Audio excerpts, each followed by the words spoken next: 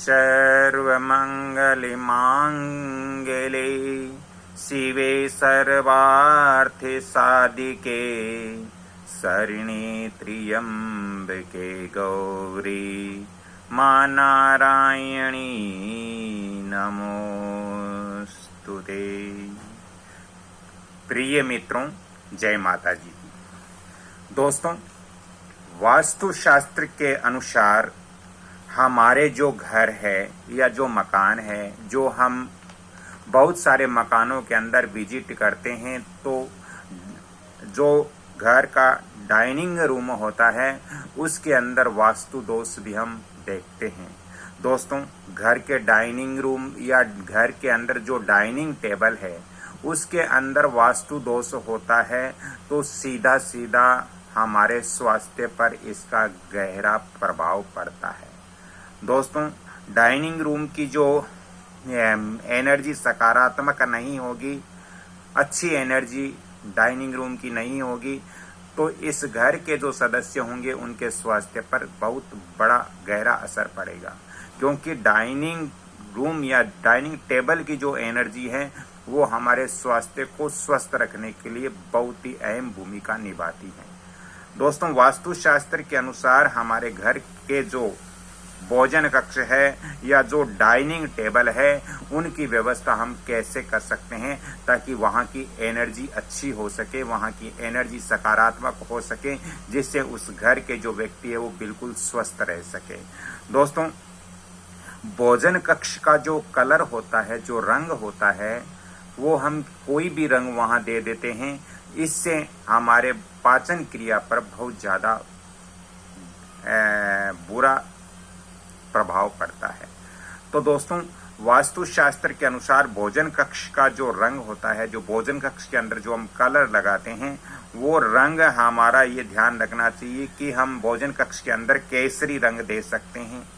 पीला कलर जो भगवान जो गुरुदेव बृहस्पति का भी प्रतीक है, तो पीला रंग भी हम अपने भोजन कक्ष यानी डाइनिंग रूम के अंदर हम रख सकते हैं। इसके अलावा हल्का हरा होना चाहिए, गहरा हरा नहीं, हल्का हरा रंग का भी उपयोग हम अपने डाइनिंग रूम के अंदर कर सकते हैं। और इसके अलावा स्काई ब्लू कलर यदि करते हो तो ये सर्वश्रेष्ठ है डाइनिंग रूम के लिए।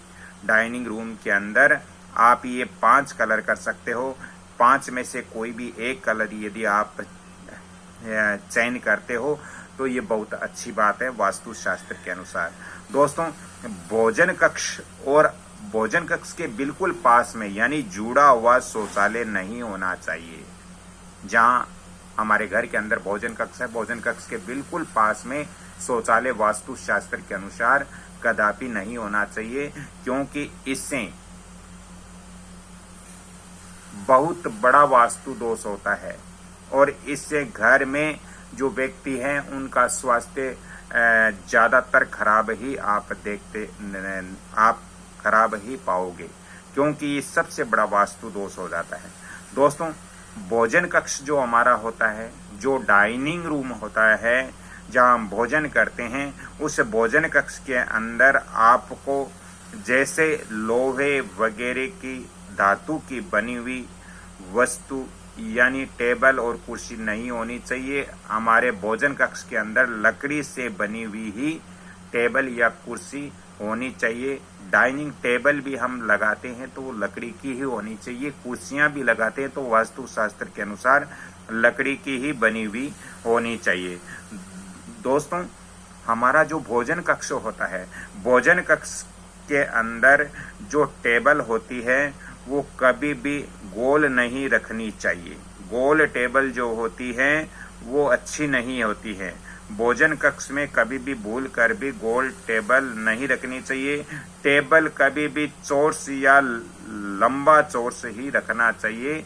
लेकिन इसका एक चीज और आपको ध्यान रखना चाहिए कि जो टेबल होती है उसके जो कोने होते हैं वो बिल्कुल नोकदार नहीं होने चाहिए, कोने उनके गोल होने चाहिए, जबकि डाइनिंग टेबल गोल नहीं होनी चाहिए, राउंड वाली टेबल नहीं होनी चाहिए, क्योंकि इससे भोजन कक्ष के अंदर बहुत बड़ा वास्तु दोष माना जाता है। दोस्तों, भोजन कक्ष के अंदर आपको टेबल नैऋत्य कोण के अंदर ही लगानी चाहिए, क्योंकि आप यदि डाइनिंग रूम के अंदर दोस्तों डाइनिंग जो टेबल है वो यदि डाइनिंग रूम के अंदर आप मध्य स्थान में बीच स्थान में लगाते हो तो इससे डाइनिंग रूम का ब्रह्म स्थान बाधित तो होता है।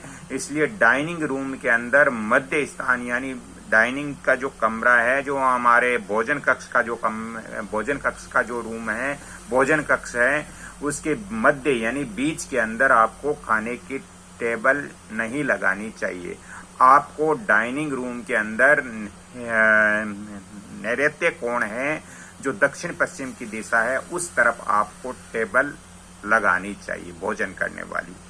दोस्तों, भोजन कक्ष में पीने के पानी की व्यवस्था हमेशा आप ईशान कोण की तरफ करें, क्योंकि बहुत सारे जब मैं विजिट करता हूं तो जो भोजन कक्ष होते हैं, जो डाइनिंग रूम होते हैं, उसके अंदर जो नल वगैरह वो लगा के रखते हैं तो वो दक्षिण में लगा देते हैं, पश्चिम में लगा देते हैं। तो ऐसी व्यवस्था नहीं होनी चाहिए।